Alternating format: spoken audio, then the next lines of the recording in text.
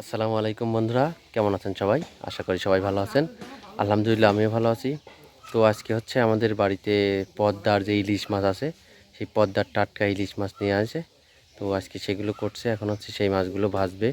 তো আমি আপনাদের আজকে দেখাবো যে কীভাবে ইলিশ মাছ ভাজতে হয়। তো আশা করি আপনাদের ভালো লাগবে। এখন আমি সামনের দিকে যাচ্ছি, যে হচ্ছে বাড়িতে যে লোকজন আছে ওরা ভাজতেছে, তো সেটা দেখাবো। তো আসলে পদ্মার যে টাটকা ইলিশ এগুলো কিন্তু ভাজিয়ে খাতে যা টেস্ট লাগে, তারপর যদি খিচুড়ি হয় তাহলে কিন্তু আর কোনো কথাই নাই। তো সেই ইলিশ মাছই ভাজা হচ্ছে আজকে, তো আমি সেটা দেখাচ্ছি।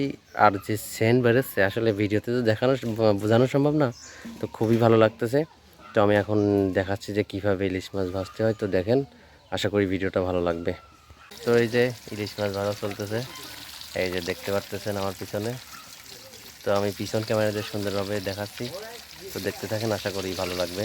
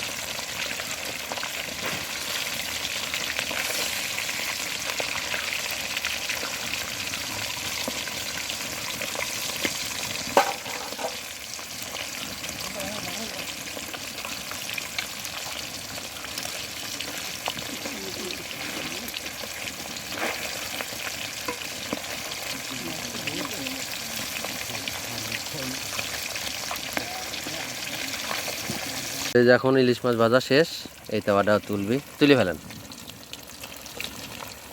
ইলিশ মাছ ভাজলে কিন্তু এটা আলাদা একটা বাসনা মারা, একদম সেই পদ্মার ইলিশ তো, সেই বাসনা।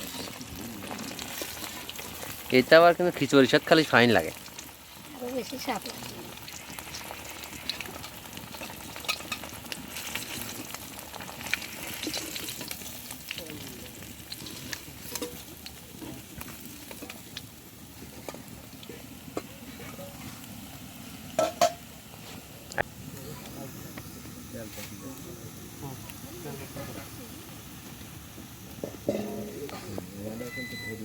তো বন্ধুরা, দেখতে দেখতে এই যে আমাদের এক ঝুড়ি কিন্তু ইলিশ মাছ ভাজা শেষ হয়ে গেছে। একদম ইলিশ মাছটা পদ্মার টাটকা ইলিশ। তো এখন আমি আপনাদের দেখাচ্ছি যে কীরকম স্বাদ হলো। তো সেটা আমি একটা খাই, দেখেন। ও, আসলেই ইলিশ মাছের কোনো তুলনা নাই। এমনি কারণে তো আর জাতীয় মাছ ইলিশ হয় নাই, এই জন্য খুবই স্বাদ হয়েছে। আর এই মাছটা আমরা রাত্রিবেলা খাবো খিচুড়ি ভাত দিয়ে, লাগবে। তো এক পিস ভাজাটা খেলাম, খুবই ভালো লাগলো। তো আমাদের ভিডিওটা কেমন লাগলো অবশ্যই কমেন্ট করে জানাবেন। আর আপনারা বাসায় কিন্তু অবশ্যই ইলিশ মাছ আর খিচুড়িটা ট্রাই করে দেখবেন। তো আজকের মতো আল্লাহ হাফেজ।